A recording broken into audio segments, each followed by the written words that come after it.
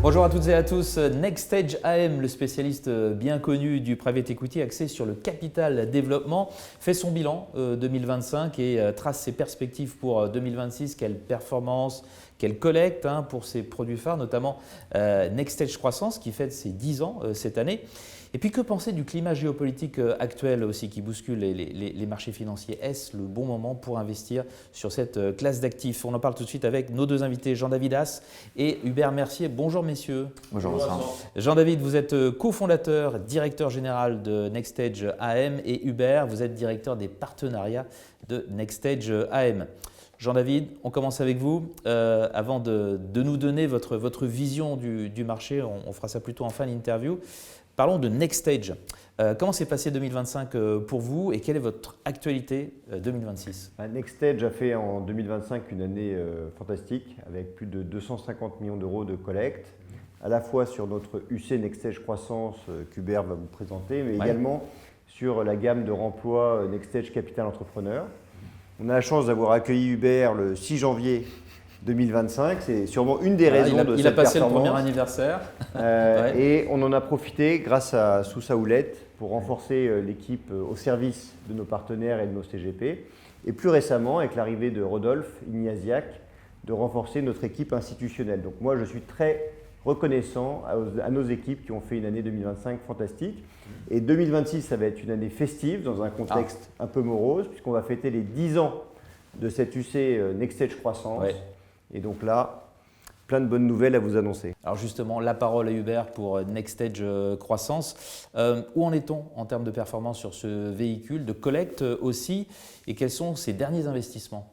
NextStage Croissance est la première unité de compte de private equity. C'est vrai qu'elle a rencontré un franc succès l'année dernière auprès de nos partenaires, puisqu'on a collecté près de 100 millions d'euros. Le véhicule, ce qui est vraiment apprécié de nos partenaires, c'est qu'il est très diversifié, qu'il existe depuis 10 ans et évidemment, l'historique de performance qui est plutôt bon, puisque l'année dernière, on avait fait 15,57 de performance.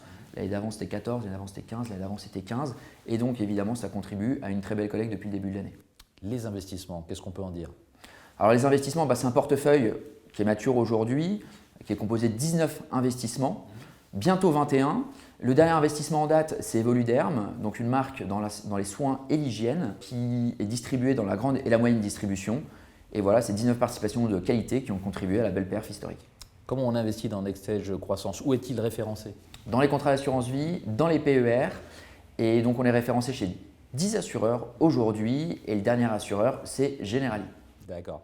Jean-David, pour terminer, l'état du marché, vous voulez nous dire un petit mot là, de ce contexte qui chamboule un petit peu les marchés financiers? Et dans ce contexte, pourquoi investir dans le capital développement? Est-ce le bon moment? Alors, on a maintenant 25 années de recul chez NextStage et on en est à notre 5e crise. Les dot-com, la crise de 2008, le Covid, le gaz ukrainien et maintenant la crise iranienne. Ce qui est sûr, c'est que c'est des moments où finalement NextStage a des très bonnes performances. Pourquoi? Parce que NextStage adore investir dans ces phases de crise. On s'aperçoit qu'il y a beaucoup d'investisseurs frileux, beaucoup d'investisseurs qui ont des problèmes dans leur portefeuille, beaucoup d'investisseurs qui ont trop de dettes. Et on voit bien en ce moment que la première chose qui craque, c'est la dette privée. Alors que nous, on aime bien investir en fonds propres, en capital développement, pour avoir de la croissance. Et donc, on met très peu d'effets de levier dans nos montages. Donc, c'est plutôt des moments darwiniens de consolidation sectorielle où les entrepreneurs les mieux accompagnés vont profiter. Et donc, NextStage a déjà réalisé 2 opérations depuis le début de l'année, Evoluderm, Emergence, consolidation du secteur des experts comptables. Et on a 4 dossiers qu'on devrait annoncer d'ici le mois de juin. Donc c'est pour nous, 6 dossiers en un semestre, ça va être un record. Je compte sur vous pour venir nous en reparler. Et puis, au moment des 10 ans aussi de NextStage Croissance, de revenir dans ce studio. C'est au mois de juin précisément, les 10 ans. C'est au mois de juin et merci à tous nos partenaires qui nous accompagnent depuis 10 ans parce qu'il y a 10 ans, il fallait y croire, on était innovants.